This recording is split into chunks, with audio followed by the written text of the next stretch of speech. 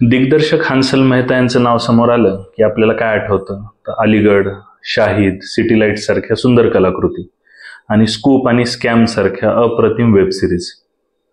हेच हंसल मेहता ज्यावेळेस थ्रिलर जॉनरला हात घालतात त्यावेळेस मात्र पदरी आपल्या प्रेक्षक म्हणून निराशाच पडते.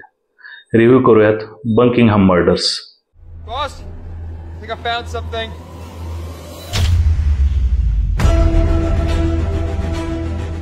वैयक्तिक पातळीवर एका आघाताचा सामना करत असलेली जसमीत बामरा म्हणजेच करीना कपूर ही ब्रिटिश इंडियन पोलीस ऑफिसर आहे.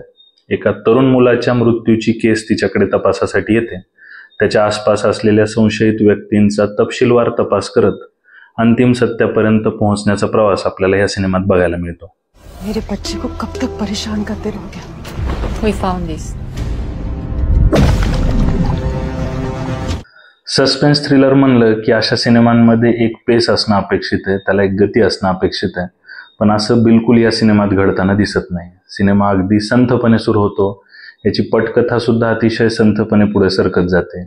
दरम्यान कुठलं टेन्शन पण तयार होत नाही किंवा असे प्रसंगही नाहीत ज्याच्यातून फार मोठी उत्सुकता तयार व्हावं. म्हणून हळूहळू हा सगळा जो अनुभव आहे तो कंटाळवाणा व्हायला लागतो. Communal tensions has culminated in violence following the arrest of a Muslim teenager in connection with the death of a Sikh child in Wickham. ज्या केसवर जसमीत काम करते त्याला विवाहबाह्य संबंधाची एक किनार आहे, समलिंगी संबंधाचा एक अँगल आहे, नातेसंबंधात जे काही दुष्कृत्य होतात त्याचाही याच्यात समावेश केला गेलाय आणि जी पोलीस यंत्रणा आहे, पोलीस जे या केसवर काम करतात त्यांचे सुद्धा हेतू शुद्ध नाही आहेत. आता इतक्या सगळ्या गोष्टी जर सिनेमात बघायला लागल्या तर आपण हा सिनेमा बघतोय का क्राईम पेट्रोलचा एखादा एपिसोड, अशी शंका एका टप्प्यावर यायला सुरुवात होते. नाम क्या है आपका? दलजीत कोहली. इशप्रीत को संगरूर से अडॉप्ट किया था. एक सस्पेन्स थ्रिलर सिनेमा म्हटलं तर त्याला पूरक असलेलं पार्श्वसंगीत सुद्धा या सिनेमात आढळत नाही. संवाद सुद्धा अपेक्षित प्रभाव टाकत नाहीत. शिवाय ज्यावेळेस ह्या पूर्ण सिनेमाचा सस्पेन्स उलगडतो तेव्हा सुद्धा अपेक्षाभंगच पदरी पडतो. दिलासादायक गोष्ट म्हणजे एक की या सिनेमाची लांबी 2 तासापेक्षा कमी आहे. 14 नवंबर को तुम कहाँ थे?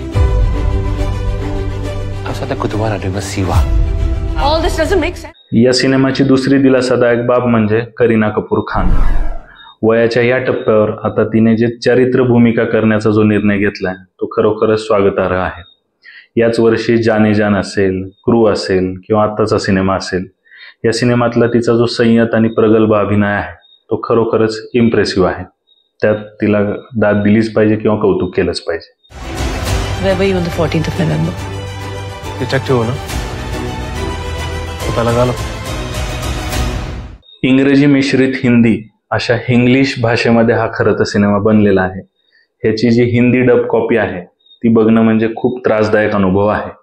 ते टिपिकल एखाद्या हॉलिवूड सिनेमाचं जेव्हा हिंदी रूपांतरण होतं त्यावेळेस जी डबिंग आपल्याला ऐकायला मिळते तशा डबिंगमध्ये हा सिनेमा हिंदी भाषेत उपलब्ध आहे.